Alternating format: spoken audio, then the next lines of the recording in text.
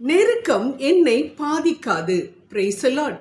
நாங்கள் எப்பக்கத்திலும் நெருக்கப்பட்டும் ஒடுங்கி போகிறதில்லை என புனித பவுல் 2 கொரிந்தியர் 4:8 கூறுகின்றார். இவ்வுலகில் பிறந்த ஒவ்வொருவருக்கும் நெருக்கம் என்று ஒன்று உண்டு. பொருளாதாரத்தில் நெருக்கம், உடல் நலனில் நெருக்கம், வீட்டில் நெருக்கம், வெளியில் நெருக்கம் என்று நெருக்கம் நெருக்கம் நெருக்கம். ஆம் அன்பானவர்களே, இந்த நெருக்கத்திலிருந்து யாராலும் தப்பித்து கொள்ள முடியாது. ஆனால் இந்த நெருக்கத்தின் பொழுது, துன்பங்களின் பொழுது புனித பவுல் நாங்கள் மனம் அடிந்து போகவில்லை என்று சொல்லுகின்றார். ஆனால் நம்மை யோசித்து பார்த்தோம் என்றால், நமக்கு நெருக்கம் வரும் பொழுது, துன்பம் வரும் பொழுது நாம் எவ்வாறு இருக்கின்றோம்? இவ்வாறு புனித பவுலை போல நம்மால் சொல்ல முடிகின்றதா? ஆனால் முடியவில்லை. மிகவும் சோர்ந்து போய் விடுகின்றோம். ஆண்டவரே, ஏன்பா எனக்கு இப்படிப்பட்ட நெருக்கம்? இப்போதான் இந்த பிரச்சனையிலேருந்து நான் வெளியில் வந்தேன், திரும்பவும் இன்னொரு பிரச்சனையா? என்னால் தாங்கவே முடியவில்லையே என்று கதறக்கூடியவர்களாக தான் காணப்படுகின்றோம். ஏன் என்று பார்த்தோம் என்றால், அதற்குரிய முக்கிய காரணம் நமக்கு இறை வார்த்தையில் நம்பிக்கை இல்லை என்பதுதான். ஆம் அன்பானவர்களே, யோவான் 16:33 நம் அன்பர் இயேசு சொல்கிறார், உங்களுக்கு இந்த உலகத்தில் உபத்திரவம் உண்டு, ஆனால் திடன் கொள்ளுங்கள், நான் உலகத்தை ஜெயித்தேன் என்று. ஆம், உலகத்தை ஜெயித்த அவர் கொடுத்திருக்கக்கூடிய வாக்கு, திடன் கொள்ளுங்கள், நான் உலகத்தை ஜெயித்தது போல உங்களையும் நான் ஜெயிக்க வைப்பேன் என்று. ஆனால் நம்மால் அப்படி இருக்க முடியவில்லை. ஆண்டவர் சொல்லிவிட்டாரே, அவர் வாக்கு மாறாத தெய்வமாச்சே, நிச்சயம் என்னுடைய கஷ்டத்தில் அவர் கூட இருக்கின்றார் என்பதை நாம் அநேக முறை மறந்து போய் விடுகின்றோம். நமது சூழ்நிலைகளை தான் பார்க்கின்றோம்.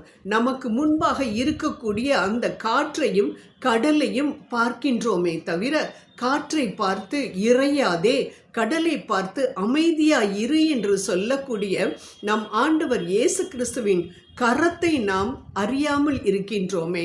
அதனால்தான் நமக்கு இவ்வளவு பாடுகள் வரும் பொழுது நாம் சோர்ந்து போய்விடுகின்றோம், கலங்கி போய்விடுகின்றோம். அன்பானவர்களே, துன்பங்கள் வரும்பொழுது எல்லாம் என் ஆண்டவர் என்னோடு இருக்கின்றார், வாக்கு மாறாத தெய்வம் என்னோடு இருக்கும் பொழுது நான் ஏன் கஷ்டப்பட வேண்டும்? அன்பானவர்களே, அவர் சொல்லக்கூடிய வார்த்தை மத்தேயு 28:20 உலகத்தின் முடிவு பரியந்தம் நான் உன்னோடு இருக்கின்றேன் என்று. ஆம், ஆண்டவர் நம்மோடு இருக்கின்றார் உலகத்தின் முடிவு பரியந்தம். அவர் என்னோடு இருக்கும் பொழுது, அவரது கரமானது என்னை வழிநடத்தி கொண்டு செல்லும் பொழுது நான் ஏன் கஷ்டப்பட வேண்டும்? இந்த நெருக்கத்திலிருந்து வெகு எளிதாக புனித பவுலை போல வெளியே வருவேன் என்ற அந்த நம்பிக்கையோடு நாம் செயல்பட்டால் நிச்சயம் நெருக்கம் நம்மை பாதிக்காது, கலக்கம் அடைய மாட்டோம், துன்பம் நம்மை தீண்டாது. எந்த துயரம் வந்தாலும், கஷ்டங்கள் வந்தாலும் துதிப்போம், ஆண்டவரை துதிப்போம். ஆண்டவர் பேசுவதை நாம் விவிலியத்தின் மூலமாக கேட்போம். அவரோடு நாம் ஜெபத்தில் பேசுவோம், நிச்சயம் வெற்றி பெறுவோம். ஜெபம் செய்வோம். அன்பின் தகப்பனே, அப்பா, இதோ இதை பார்த்து கொண்டிருக்கக்கூடிய சகோதர சகோதரிகளை உமது கரத்தில் நாங்கள் கொடுக்கின்றோம் ராஜா. இதோ நெருக்கத்தின் மத்தியில் அப்பா, நான் எங்கேப்பா போவேன்? எல்லாமே முடிஞ்சிருச்சு, என்னோட வாழ்க்கையே எல்லாமே முடிந்து விட்டது, போச்சு, அவ்வளவுதான் என்று கலங்கி கொண்டிருக்கக்கூடிய மகளை நீர் கண்ணோக்கி பார்ப்பீராக. ஆம் தகப்பனே, என்ன வழி இருக்கின்றது? எப்படி நான் தப்பிக்கப் போகின்றேன்? எப்பொழுது நான் இதிலிருந்து நான் வெளியில் வரப்போகிறேன் என்று மிகவும் வேதனையோடு அமர்ந்திருக்கக்கூடிய இந்த மகனுக்கு ராஜா, நீ தாமே ஒரு நல்ல வழியை நீர் காட்டியறலும். அவர்கள் மனம் அடிந்து போய்விடாதபடிக்கு, துக்கத்தில் அமிழ்ந்து விடாதபடிக்கு இதோ நான் உன்னோடு இருக்கிறேன் மகளே, பயப்படாதே, திகையாதே, நான் உன் தேவன், உன்னை படைத்தவன் நான், உன்னை கைவிட்டு விடுவேனா?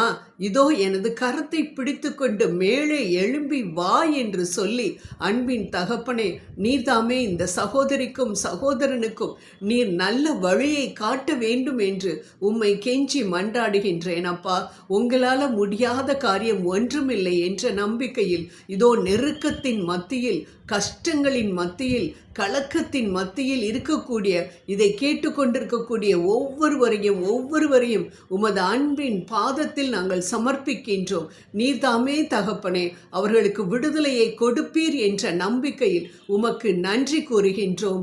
ஆமேன், ஆமேன், ஆமேன்.